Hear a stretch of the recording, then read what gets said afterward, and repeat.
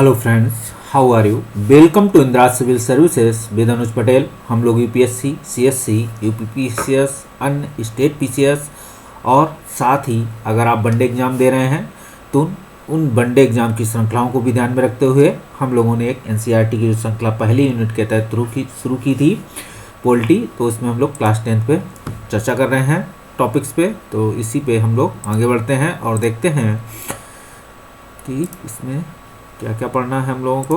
इसके साथ ही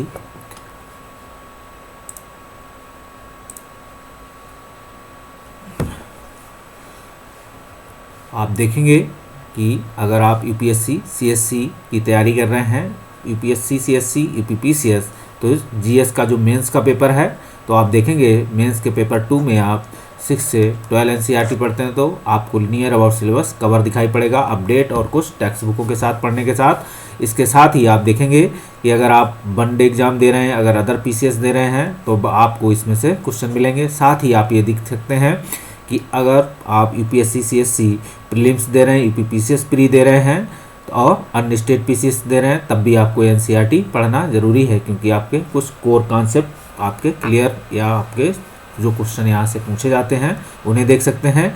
इसी के साथ आप देखेंगे कि अगर आपका ऑप्शनल पेपर क्या है, सब्जेक्ट है public administration, political science, PGT, net की तैयारी दे रहे हैं अगर आप इन सब्जेक्ट से, तो आप इसको तैयारी कर सकते हैं, देख सकते हैं। हम लोग इसके साथ ही आप देख रहे हैं कि हम लोग जो पढ़ लिख रहे हैं तो जो भी तो इंदिरा सिविल सर्विसेज के अंतर्गत आप हमारे चैनल को लाइक, सब्सक्राइब करें, कमेंट्स दें। तो देखेंगे कि हम लोग चैप्टर 4 पे चर्चा कर रहे थे, जाति और धर्म और लैंगिक मसले। तो आप देख सकते हैं कि आपके कहीं ना कहीं भारतीय संविधान के अगर हम बात करें, यहीं से शुरू करें तो आर्टिकल 15 से ही शुरू हो जाती है चर्चा जाति, धर्म और लैंगिक मसलों को देखते हुए। और आप देखेंगे कि आर्टिकल 15 आप मूवी भी देख चुके होंगे, ठीक, आप उससे समझ सकते हैं। अगर नहीं देखिए फिर भी आप देख सकते हैं, क्योंकि आपकी तैयारी में काम आएगी।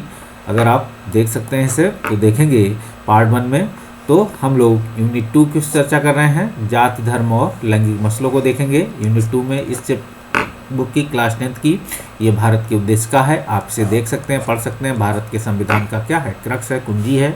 और आप देखेंगे कहीं ना कहीं जाति, धर्म और लैंगिक मसलों को ध्यान में रखते हुए आप इनको एक्सप्लेनेशन बहुत अच्छे से कर सकते हैं कि जब बात करेंगे हम सामाजिक, आर्थिक, राजनीतिक न्याय, तो आप जाति, धर्म, लैंगिक मसले निपटाएंगे। विचार, विश्वास, धर्म और उपासना की स्वतंत्रता देंगे, तो आप क्या करें, जाति, धर्म और लैंगिक मसलों को सभी अधिकार देंगे। और प्रतिष्ठा और अवसर की समता सभी को देंगे, तो क्या होगा, जाति, धर्म और लैंगिक मसले निपट जाएंगे आपके, आप समान हो जाएंगे। तो आप देख सकते हैं एनसीईआरटी के संदर्भ में UPSC, CSC, UPPCS, other state PCS exam, pre and mains के संदर्भ में वनडे एग्जाम में दे सकते हैं। साथ ही आप देखेंगे अगर आपका UPSC, CSC, GS mains paper 2 है तो आप इसे फुलफिल करें, क्योंकि क्लास 9 और 10, 11, 12 कहीं ना कहीं आपका जो जीएस पेपर 2 है काफ़ी हद तक कवर करेगा। तो ऑप्शनल सब्जेक्ट है अगर आपका पॉलिटिकल साइंस, पब्लिक एडमिनिस्ट्रेशन और नेट पीजीटी दे रहे हैं, तब भी आप अगर किससे पॉलिटिकल साइंस से, तो आप सब्जेक्टों को देख सकते हैं, पढ़ सकते हैं। हम बात करेंगे किसके, चैप्टर 4 पे देखेंगे जाति, धर्म और लैंगिक मसले। तो आप देखेंगे जाति, धर्म और लैंगिक मसले, तो आप देखेंगे कि हमने अलग अलग राज्यों की चर्चा की है पिछले चैप्टरों में। तो आप देखेंगे कहीं एथनिसिटी नाम लिखे मिला है, ठीक है, तो आप देखेंगे कहीं ना कहीं जातीयता से जुड़ा हुआ है। आप धर्म, पूरी दुनिया का आज नहीं तो हमेशा से धर्म मुद्दा रहा है।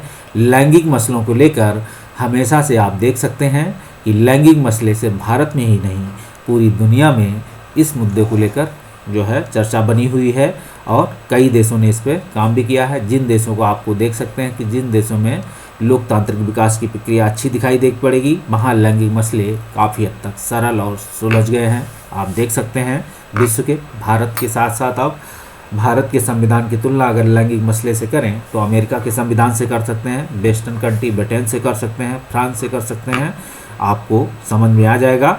हम बात करेंगे डेमोक्रेसी एंड डाइवर्सिटी, तो आप इसे हटा दीजिए, आप नए चैप्टर में हैं, इसे यहाँ से हटा दीजिए क्योंकि ये चैप्टर 3 था, ठीक। आप इसे देखेंगे इसको हटाने के बाद पूरा आप चित्र देख सकते हैं। तो पार्ट 1 में हम चर्चा कर रहे थे, इसको ध्यान में रखते हुए हम अगर बात करें इस चैप्टर में, तो भारत के लोकतंत्र के कामकाज के संदर्भ में हम इसे परखने की कोशिश करेंगे। इसको हम देखने की कोशिश करेंगे कि हमको क्या करना है, आप इसे देख सकते हैं। इसके साथ ही हम ये भी देखेंगे क्या कि हम यहाँ सामाजिक विभाजन और भेदभाव वाली, आप देखेंगे कि हम सामाजिक विभाजन और भेदभाव वाली 3 सामाजिक क्या करेंगे, असमानताओं पर गौर करेंगे। यह है लिंग, धर्म, जाति पर आधारित सामाजिक विषमताएं। ये असमताएं कैसे होंगी, तो आप देखेंगे कि विभाजन जो अपने यहाँ सामाजिक विभाजन है, तो आप देखेंगे सामाजिक विभाजन में आपको कौन से सामाजिक विभाजन में ही आपको लिंग, धर्म, जाति पर आधारित दिखेंगे। तो आपको सामाजिक विभाजन लिंग आधारित दिखेंगे और धर्म आधारित दिखेंगे और जाति आधारित दिखेंगे।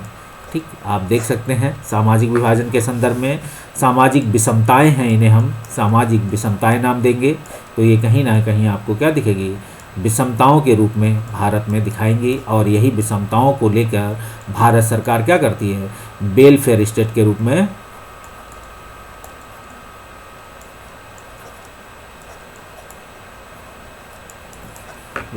प्रोग्राम और पॉलिसीज लागू करती है। नहीं, आप देखेंगे न्यू लॉ लागू करती है, इन्हें देख सकते हैं। ठीक, इनको और हर तरीके से क्या है, कहीं ना कहीं डीपीएसपी सामाजिक, आर्थिक, लिंग, धर्म, जाति पर आधारित विषमताओं को क्या करेंगे, कम करने के लिए या उनकी दूरी को मेटने के लिए डीपीएसपी में कार्य करी। डीपीएसपी के तहत कुछ सरकार को क्या कहते हैं, सरकार कार्य करती है और वेलफेयर स्टेट के रूप में भारत को कह सकते हैं। वेलफेयर स्टेट के रूप में भारत को इस्टेब्लिश करती है। कहीं ना कहीं आप देखेंगे, अगर हम जेंडर, रिलीजन और कास्ट की बात करें तो जेंडर के रूप में देख सकते हैं, तो पैराट्रिकल सोसाइटी देख सकते हैं, और स्टीरियोटाइप है, टाइपिंग है, डिवीजन आप लेबर को देख सकते हैं, और फार्मिनिस्ट मूवमेंट को देख सकते हैं, फेमिनिस्ट मूवमेंट। ठीक, तो आप देखेंगे कहीं ना कहीं जेंडर में फेमिनिस्ट मूवमेंट आज भारत नहीं पूरे दुनिया का मुद्दा है। आज भारत में महिलाएं इस चीज़ को जान चुकी हैं कि हम महिलाओं के रूप में मेरे अधिकार हैं। अगर उन्हें नहीं भी पता है तब भी वो कहते हैं कि हम महिलाएं, मेरे पास अधिकार हैं। उन्हें इतनी तो समझ आ चुकी है। अब हम देख सकेंगे कास्ट के रूप में, तो कास्ट इनक्वलिटी की बात है, सोशल डिस्क्रिमिनेशन की बात देख सकते हैं भारत में, और political influence and dirty games देख सकते हैं। तो पॉलिटिकल इन्फ्लुएंस के डर्टी गेम्स आपको भारत के आप पूरे विश्व में दिखाई पड़ेंगे, और जहाँ कास्ट आधारित आपको रिलीजन या पॉलिटिक्स दिखाई पड़ेगी, तो आप देख सकते हैं जिस पॉलिटिक्स में पॉलिटिकल इन्फ्लुएंस जाति आधारित होगी, वहाँ आपको एक से एक से डर्टी गेम दिखाई पड़ेंगे। आप भारत कहीं भी, भारत के किसी भी हिस्से आप भारत सर देख सकते हैं जिन सरकारों को, तो आप डिस्क्रिमिनेशन के संदर्भ में देख सकते हैं। तो डिस्क्रिमिनेशन इन सीन, तो आप देखेंगे सैलरी बेस्ड लॉ, पेड आप अपडेट देखते हैं, अनपेड देखेंगे, लिटरेसी डिवीजन देखेंगे, और आपको सेक्स रेशियो के रूप में दिखेगा, और जेंडर बेसिस पे दिखेगा, और प्रॉपर्टी इनहेरिटेंस में दिखेगा, और डोमेस्टिक वायलेंस के रूप में इन्हें आप देख सकते हैं। इनको आप सीधे सीधे पॉइंट आपसे अगर पूछा जाए कि भारत की, क्या आप इस मुझसे सहमत है, भारत एक लोकतांत्रिक होने के नाते और दुनिया का सबसे बड़ा लोकतंत्र होने के नाते होने के बावजूद भी आज भारत में क्या है, भारत में आप देखेंगे कौन से धर्म, जाति और लैंगिक मसले अभी भी भारत में क्या है, अपनी प्राथमिक हिस्से में या अपने मूल में बने हुए हैं। लोगों के ये कहीं ना कहीं मूल हिस्से दिमाग के कोर एरियाज में है। आप इसको अपने हिसाब से लिख सकते हैं, क्वेश्चन को और बना सकते हैं अगर हम बनाना चाहें। अभी आपको क्वेश्चन पूरा पढ़ लें फिर बताते हैं। तो रिलीजन के संदर्भ में देखेंगे तो कम्युनलिज्म के देखेंगे, सेकुलरिज्म के संदर्भ में देखेंगे, पॉलिटिक्स कॉन्स्टिट्यूशंस के रूप में देखेंगे, और गांधीयन एंड ह्यूमनिस्ट व्यूज को देखेंगे। तो आप रिलीजन के रूप में इनको देख सकते हैं कि रिलीजन में कौन कौन से हैं। तो कम्युनलिज्म क्या क्या है, सेकुलरिज्म क्या है, और पॉलिटिक्स एंड कॉन्स्टिट्यूशन क्या है, और गांधीयन एंड ह्यूमनिस्ट जो व्यूज हैं या थ्योरीज है, आप इसे देख सकते हैं या इनके पॉइंट को एक्सप्लेन कर सकते हैं। आप इतने से ही पूरे टॉपिक को समझकर लिख सकते हैं या इसका एक्सप्लेनेशन कर सकते हैं। किसका, जाति, धर्म और लैंगिक मसलों पे आप देख सकते हैं कि जाति के संदर्भ में तो आप जाति धर्म और जाति, धर्म और जेंडर के संदर्भ में सारे मसले आपको यहीं दिख गए हैं। कैसे कैसे यही मुद्दा आप फेमिनिस्ट का है, इस ग्राफ को आप भारत में फिट कर दीजिए, भारत के पड़ोसी देशों में फिट कर दीजिए, कहीं ना कहीं आपको चीज़ें दिखी पड़ेंगी। इसे देख सकते हैं। अगर भारत के संदर्भ में हम बात करेंगे तो आप देख सकते हैं, इस चित्र से दिखाई देख सकता है कि लैंगिक मसले और राजनीति में तो आप देखेंगे शुरुआत में हम लैंगिक जो है सामाजिक असमानता का यह रूप हर जगह नज़र आता था। कहने का मतलब है, अगर आप 100 साल पीछे जाएंगे, 100 साल पीछे का मतलब संविधान बनने के कुछ समय पहले, आज 70 साल लगभग हो चुके हैं, 30 साल और पहले चले जाइए, देश क्या आज़ाद नहीं हुआ था।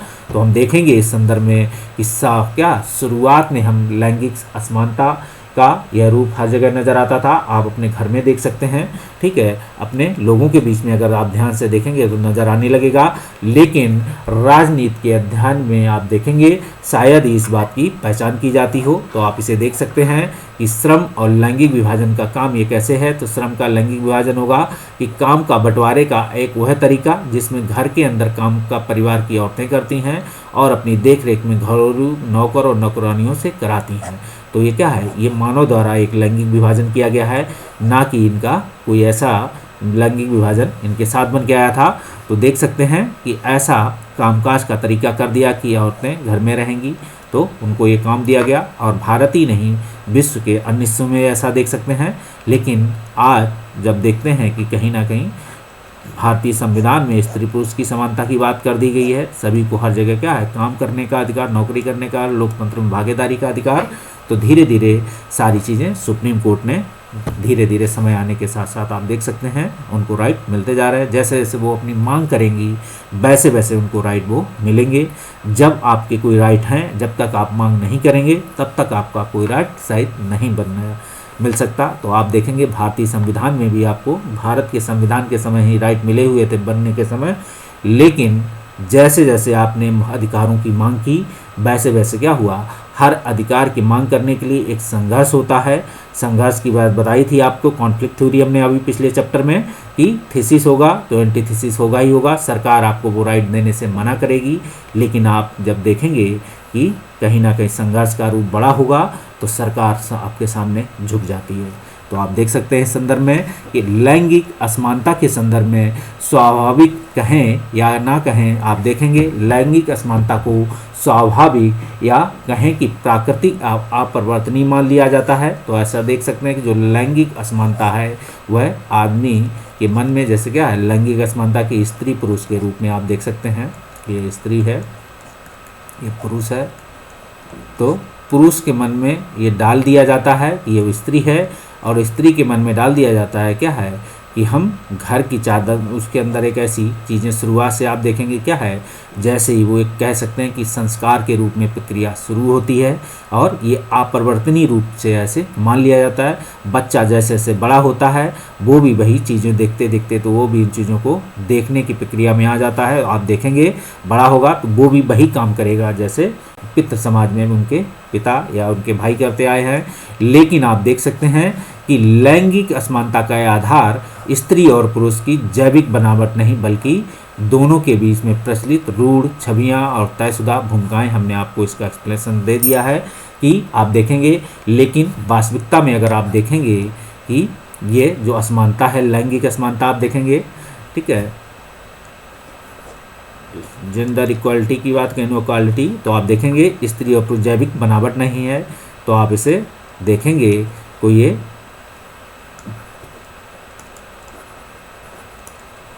बायोलॉजिकल स्ट्रक्चर ऐसा नहीं है। तो देख सकते हैं ये, इसे कह सकते हैं कि ये बायोलॉजिकल या जैविक बनावट नहीं है। इन दोनों में क्या है, ये रूढ़ छवियां हैं, मतलब रूढ़वादी प्रथाएं हैं, कह सकते हैं। पहले लिख जाए कि ये रूढ़वादी प्रथाएं हैं, ठीक, और तयशुदा सामाजिक भूमिकाएं हैं,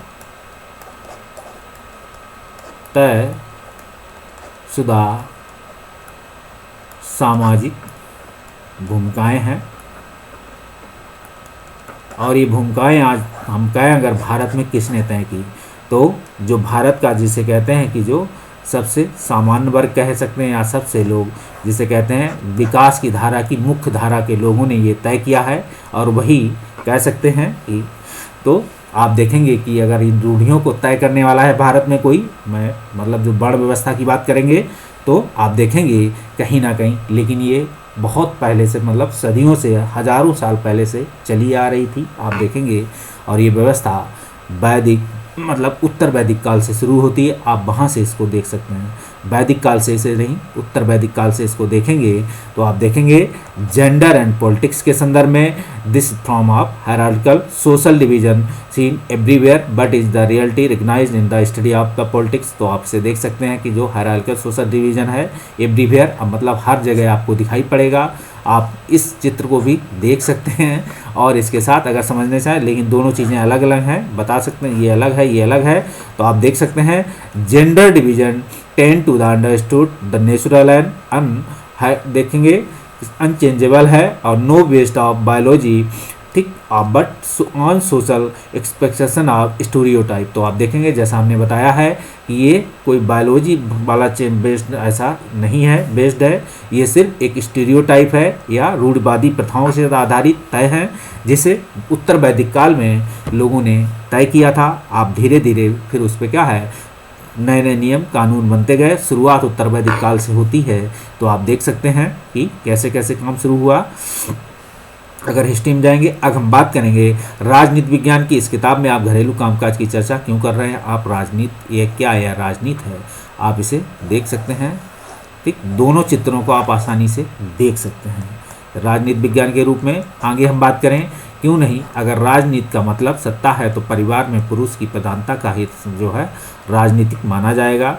तो देखेंगे भारत में भी जो क्या है, कानून में अंतिम आप देख सकते हैं भारतीय समाज कहीं ना, सुप्रीम कोर्ट भी कहीं ना कहीं क्या मान लेता है, सत्तात्मक समाज को स्वीकार कर लेता है। किस रूप में, अगर कोई ऐसा नियम जैसे रिजर्वेशन मिले किसी महिला को, पुरुष को, तो उनके बच्चों को उसके पति के आधार पर मिलेगा, ऐसा सुप्रीम कोर्ट का भी डिसीजन है। तो कहीं ना कहीं आप देख सकते हैं कि कुछ चीज़ें ऐसी हैं जिनको देखा जा सकता है। हम आगे बात करें तो निजी और सार्वजनिक जो है का विभाजन, तो आप देखेंगे कि एक जो प्राइवेट और पब्लिक का जो डिवीजन क्या है, लड़के और लड़कियों के पालन पोषण के क्रम में यह मान्यता है कि मन में ही बैठा दी जाती है। तो आप देखेंगे लड़के और लड़कियों के पालन पोषण, आपके घर में अगर 2 बच्चे होंगे, आप अगर छोटे हैं तो आप छोटे रहे होंगे, अगर आप छोटे नहीं हैं तो आपका भाई, और अगर आप मतलब बड़े हैं, लड़के हैं, तो आपकी बहन छोटी है या बड़ी है, जो भी है, तो आप देख सकते हैं ये बैठा दिया जाता है कि औरतों की मुख्य जिम्मेदारी गृहस्थी चलाने और बच्चों का पालन पोषण करने की है। आप देख सकते हैं यही आज भी आपको क्या है, भारतीय समाज का महिलाओं के लिए पुरुषों का मुख्य नारा है। लेकिन आज स्थिति बदल गई है। यह चीज़ अधिकतर परिवारों में श्रम के लैंगिक विभाजन से झलकती है। तो यही आप देख सकते हैं कि ये श्रम के जो लैंगिक विभाजन है, ये आपको झलक दिखाई पड़ेगी आपके परिवार में। आप छोटे हैं तब भी देख सकते थे, अगर छोटे थे उस चीज़ का इमेजिनेशन अब आप स्वयं कर सकते हैं। अगर आप अब चीज़ों को समझने लगे हैं, पहले आप अगर लैंगिक विभाजन को नहीं जानते थे, अब आप स्वयं लैंगिक विभाजन को समझ चुके हैं, तो आप देख सकते हैं कि क्या हो रहा है। तो आप देखेंगे औरतें घर के अंदर का सारा कामकाज, जैसे खाना बनाना, सफाई करना, कपड़े धोना, बच्चों की देखरेख करना, क्या होगा, जबकि मर्दों का ये काम है कि मर्द घर के बाहर का काम करते हैं। ऐसा नहीं है कि मर्द के सारे काम नहीं कर सकते, दरअसल वो सोचते हैं कि ऐसे कामों को करना औरतों की जिम्मे है, मतलब जिम्मेदारी है। आपको यहीं एक एग्जाम्पल दिखाते हैं किसका, वेस्टर्न कंट्रीज़ का हम बात करेंगे। अमेरिका में आप ज्योग्राफी पढ़ेंगे तो उसमें देख सकते हैं कि क्या है कि पुरुष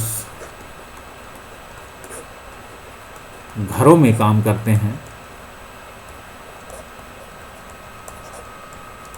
और महिलाएं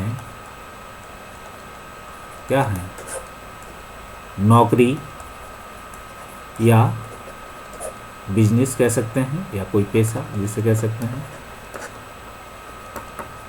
पेशेवर काम करती हैं।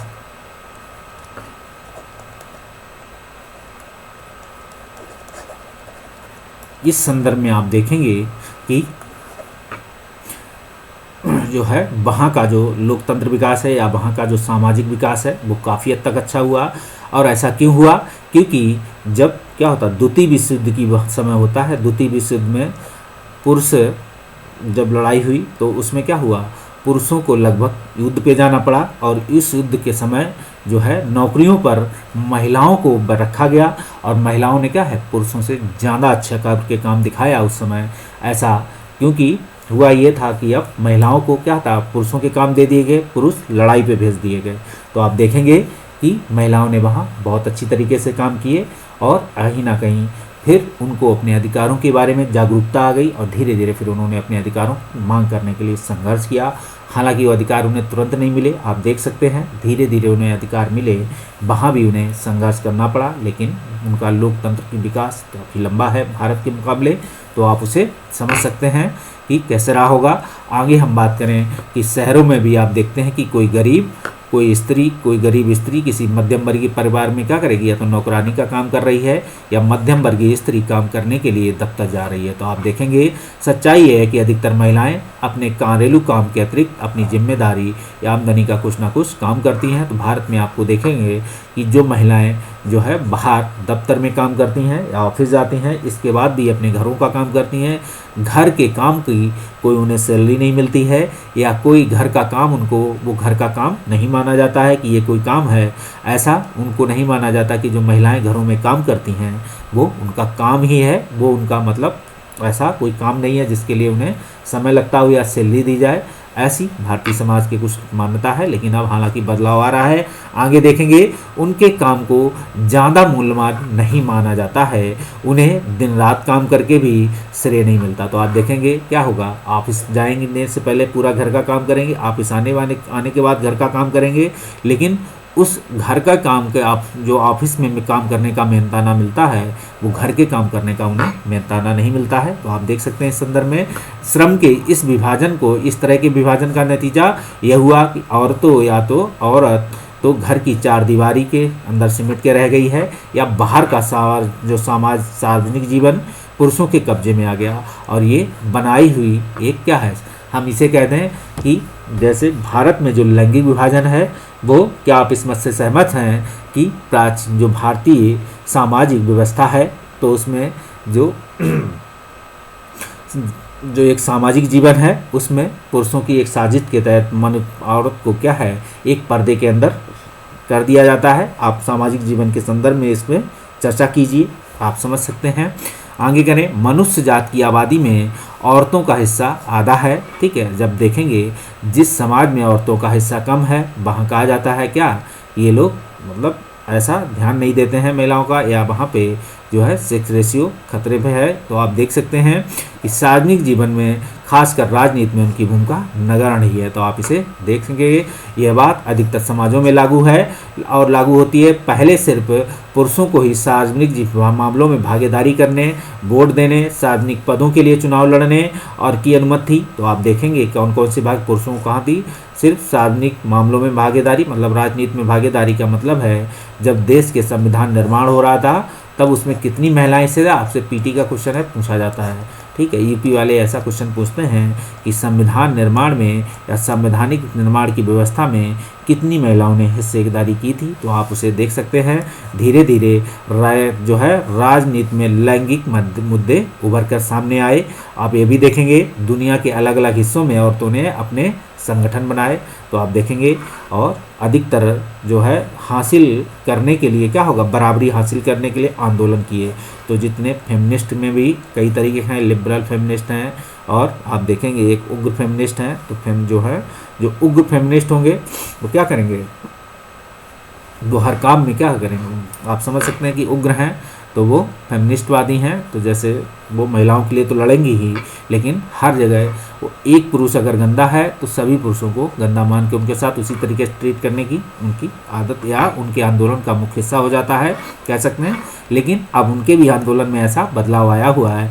हालांकि आप चाहे फेमिनिस्ट का उग्र आंदोलन हो, चाहे फेमिनिस्ट मूवमेंट हो, महिलाओं के साथ पुरुषों की हिस्सेदारी उसमें आपको दिखाई पड़ेगी।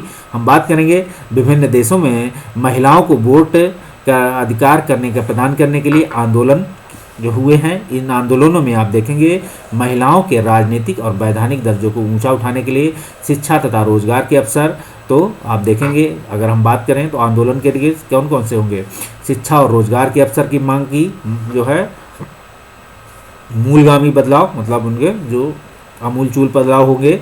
महिला आंदोलनों ने जो है औरतों के व्यक्तिगत और पारिवारिक जीवन की भी बराबरी की मांग उठाई है और इन आंदोलनों को नारीवादी आंदोलन कहा गया। तो आप नारीवादी आंदोलनों के संदर्भ में इन पॉइंटों को पॉइंट आउट करते हुए लिख सकते हैं या नारीवादी अधिकारों के लिए या नारी अधिकारों के लिए कि ना एक नारी के लिए क्या क्या अधिकार हैं। तो नारी के लिए जब भी अधिकारों की आप चर्चा करेंगे तो जो अधिकार आपको मिले हुए हैं उन्हीं अधिकारों को आप नारीवादी आंदोलन के हिस्से में जोड़ते चले जाएं। आप पूरा आंसर फुलफिल कर देंगे, कहीं भी लिखें, जब भी आप लोगों को लगे ये राइट हमारा है तो वही राइट उन्हें दे दीजिएगा, तो आपके आंसर को कंप्लीट कर देंगे आप वहीं पे।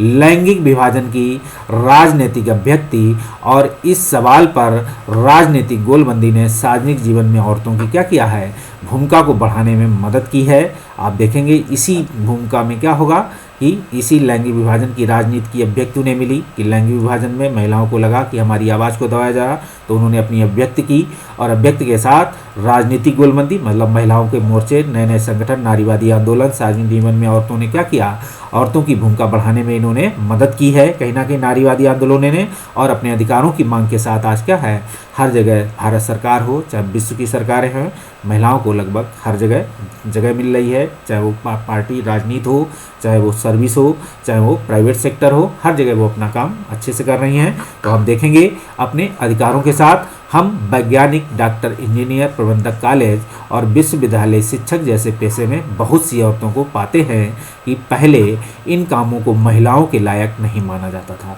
तो आप देखेंगे कि जैसे विश्वविद्यालय शिक्षक हैं, पेशे में बहुत सी औरतों को देखेंगे, जबकि पहले इन कामों को महिलाओं के लायक नहीं माना जाता है। दुनिया के कुछ हिस्से जैसे स्वीडन, नॉर्वे, फिनलैंड और स्कैंडिनेवियाई, तो आप देख सकते हैं कि स्वीडन हुए, नॉर्वे हुई, फिनलैंड और स्कैंडिनेवियाई देशों के सार्वजनिक जीवन में महिलाओं की भागीदारी का स्तर काफ़ी ऊंचा है। आप इसे देख सकते हैं कि आप इनके स्तर को ऊंचा उठाने में वहाँ की सरकार ने क्या काम किए हैं, वहाँ के कॉन्स्टिट्यूशन में क्या प्रोविज़न किए गए हैं, महिलाओं को पुरुषों के साथ क्या क्या अधिकार दिए गए हैं। तो आप देखेंगे कि वहाँ की लोकतंत्र में जो पुरुषों को राइट या मूवमेंट करने के अधिकार हैं, वैसे ही आपको महिलाओं को दिखेंगे। महिलाएं आपको जॉब में दिखेंगी, राजनीति पॉलिटिकल हिस्से में दिखेंगी। हालांकि अगर पॉलिटिकल की बात करें तो आपको कुछ एलीट फैमिलीज घरानों की महिलाएं आपको शुरुआत से भारतीय राजनीति में दिखाई पड़ेंगी। और हम बात कर सकते हैं मीनिंग ऑफ ए जेंडर, जो है कांटिना देखेंगे, अगर आप जेंडर के संदर्भ में देखेंगे तो इथनिसिटी कास्ट के रूप में देख सकते हैं। फिजिकल, मेंटल एंड इम्प्रेस जो है क्या होगा, इम्पेयरमेंट हो गए। और एम्पावर जो होगा एनवायरनमेंट, अर्बन रूरल के संदर्भ में देख सकते हैं जेंडर। दोनों के संदर्भ में अलग अलग जेंडर के जो है आप देख सकते हैं कि जो जेंडर का विभाजन है अर्बन और रूरल के कर में दोनों को दिखा सकते हैं। एज के संदर्भ में दिखा सकते हैं, सोशल इकोनॉमिक स्टेटस के रूप में दिखाएंगे और रिलीजन के रूप में। तो जेंडर के रूप में आप इसे हर जगह जोड़ के देख सकते हैं। आपको एक आंसर कहीं ना कहीं यहाँ से कंप्लीट हो रहा है, आप इसे देख सकते हैं। अगर हम बात करें इस संदर्भ में कि एक आदर्श स्त्री और कि कुछ वानगी, तो आप देखेंगे टीवी सीरियल के निर्माताओं के लिए, तो टीवी सीरियल का निर्माता भी क्या है, महिला घर में है। तो आप महिलाओं की जो जेंडर के रूप में डिवीज़न करके उनको भी कैसे, उनके भी जो टीवी सीरियल चलते हैं कहीं ना कहीं वो भी आप देख सकते हैं, कहीं ना कहीं उनमें भी आपको ये चीज़ें दिखाई पड़ेंगी। लेकिन आपको उन्हीं टीवी सीरियलों से आप ये भी देखेंगे कि महिलाओं को जो है राजनीति में, अपने मूवमेंट में, अपने अधिकारों के लिए सजग बनाया है। महिलाओं ने जितनी टीवी देखी है उनके अधिकारों की बढ़ोतरी उतनी ही हुई है। अगर हम बात करें आपको अगर भारतीय समाज में कि महिलाएं जितनी घरों में बैठ के टीवी सीरियल देखें, तो महिलाओं को हालांकि उससे जो है एक समाज को घाटा इस रूप में हुआ कि महिलाओं ने क्या हुआ, अपने अंदर कुछ नकारात्मकता भी गई है क्या, कि जैसे उनके अंदर एक लक्षण तो पहले ही माना जाता है, क्या करेंगे कि कानाफूसी, एक दूसरे से बात करने की, लेकिन ऐसा कहा जाता है, ये एक प्रथा है, लेकिन ऐसा हम नहीं कह रहे, ठीक है। लेकिन आप देखेंगे कहीं ना कहीं इस टीवी सीरियल ने महिलाओं को अपने अधिकारों के रूप में सजग बनाया। मेन पॉइंट ये है कि अब वो तो एक प्रथा की बात थी, एक ऐसे हंसी मजाक की, लेकिन वास्तविकता ये है कि इन टीवी सीरियलों से महिलाओं ने अपने अधिकारों को जाना, नारीवादी अधिकारों को जाना और कामकाज के तरीकों को जाना, एक पुरुष के साथ महिलाओं के क्या अधिकार हो सकते हैं, ठीक है, सभी अधिकारों को जानने के साथ उन्होंने अपने अधिकारों की मांग भी उठाई है। आप देख सकते हैं आदर्श दर्शक हैं आप, ठीक है, लेकिन टीवी सीरियल वाले भी दिखा रहे हैं। अगर आप सकारात्मक नकारात्मक दोनों देखेंगे, आगे हम बात करेंगे टीवी शो का ये भी हिस्सा ही है, तो देखेंगे फैशन उद्योग के लिए आदर्श सुंदरी, तो आप देखेंगे नारीवादी क्या होंगे, औरत और मर्द के समान अधिकारों और अवसरों में विश्वास करने वाली महिला या पुरुष हो सकते हैं, आप इन्हें देख सकते हैं। इसके बाद आप देखेंगे कि समाज के लिए क्या एक आदर्श गृहिणी कैसी होनी चाहिए, तो टीवी सीरियल वाले इस चीज़ को भी दिखाते हैं और टीवी सीरियल इसको भी दिखाते हैं और इसको भी दिखाते हैं। तो आप देख सकते हैं कि अलग अलग जगह से आप अपने अधिकारों को जान सकते हैं, आपको कौन से अधिकार चाहिए। हम बात करें इस संदर्भ में, अब भावी देखिए आगे मतलब अगर आप सास ससुर नहीं है तो फ्यूचर में जब सास ससुर बनेंगे उसके लिए एक आपको आदर्श दुल्हन भी चाहिए।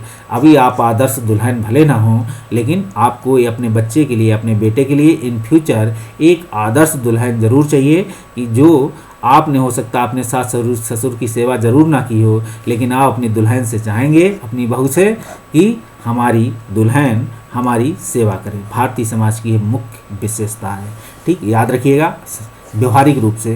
तो इसे देखेंगे इस रूम में कि क्या क्या चाहिए आपको अपनी, क्या ये दहेज प्रथा का कहीं ना क्या है। अगर आदर्श दुल्हन वही है जो रुपए लाएगी, गाड़ी लाएगी, टीवी लाएगी, फ्रिज लाएगी, टी कूलर होगा, ये सब होगा, एसी होगा, तो आदर्श दुल्हन आजकल वही मानी जाती है भारतीय समाज। हालांकि अब देखेंगे जो आदर्श दुल्हन वही है जिसे दहेज में बहुत सारा सामान लाएगी, ठीक है, अपने सास ससुर को कोई कहने का अवसर नहीं देगी, तो आदर्श दुल्हन के रूप में पेश आएगी। भारतीय समाज की वास्तविकता बता रहे हैं, लेकिन समाज में बदलाव भी हुए हैं। सामाजिक रूप से क्या है, आज दहेज को लेकर महिलाएं या अधिनियम कानून बन चुके हैं, महिलाएं भी जागरूक हो रही हैं। भारत में जिस तरीके से दहेज को लेकर क्या था कि जो महिलाओं के साथ अत्याचार, पीड़िता या उनको मारा जलाया जा रहा था, इसके बाद क्या था सोशल मूवमेंट हुए और उस मूवमेंट के साथ सरकार को क्या हुआ, इस दहेज प्रथा अधिनियम लाना पड़ा। आप देख सकते हैं या संशोधन करना पड़ा। नियोक्ता और पुरुष सहकर्मियों के लिए एक आदर्श कर्मचारी क्या होगा, चुनिए आप इसमें कौन से हैं। अपने समाज में आदर्श स्त्री के बारे में प्रचलित इन सारी धारणाओं पर चर्चा करें कि आप इन सब से सहमत हैं। अगर नहीं तो बताइए कि आदर्श स्त्री के बारे में आपकी क्या धारणा है। तो आप देखेंगे आदर्श स्त्री के बारे में आपकी क्या धारणा है। जो अगर आदर्श स्त्री के रूप में हमने आपको बताया कि आदर्श स्त्री, आदर्श दुल्हन, आदर्श क्या होंगे सास ससुर, तो अलग अलग चीज़ों की चीज़ें बदलती जाएंगी, ठीक। आप देखेंगे कि देश में अगर हम बात करें, देश के 6 राज्यों में समय का उपयोग सर्वेक्षण किया गया था। ये काफ़ी पुराना है, इसे छोड़ दी सकते हैं। बस समझना ये है कि औरत औसतन अगर देखेंगे 7.5 घंटे से ज़्यादा काम करती है, जबकि मर्द एक 6.5 घंटे ही काम करता है, ठीक है। औरत घर में रहते हुए भी 7.5 घंटे से ज़्यादा काम कर रही है, और क्या होगा जो 6 घंटे से कम काम करता है पुरुष बाहर रहते हुए। और आप देखेंगे कि क्योंकि उससे आमदनी होती है, औरतें भी ढेर सारे काम करती हैं, अप्रत्यक्ष रूप से आमदनी होती है उनसे, देख सकते हैं, लेकिन उनका ज़्यादातर काम घर की 4 दीवारी के अंदर है, इसलिए पैसे नहीं मिलते, इसलिए औरतों का काम आपको दिखाई नहीं पड़ता। इसीलिए वो कहते हैं कि औरतें जो घर का कोई काम है वो काम नहीं माना जाता है भारतीय समाज के तहत।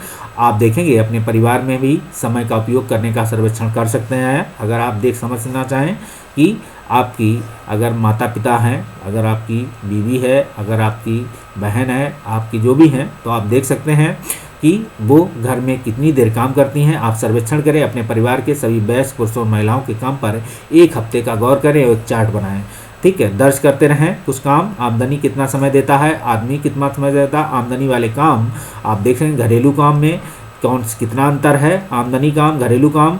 और आप देखेंगे इसके साथ ही कि घरेलू काम में कौन कौन से काम आते हैं।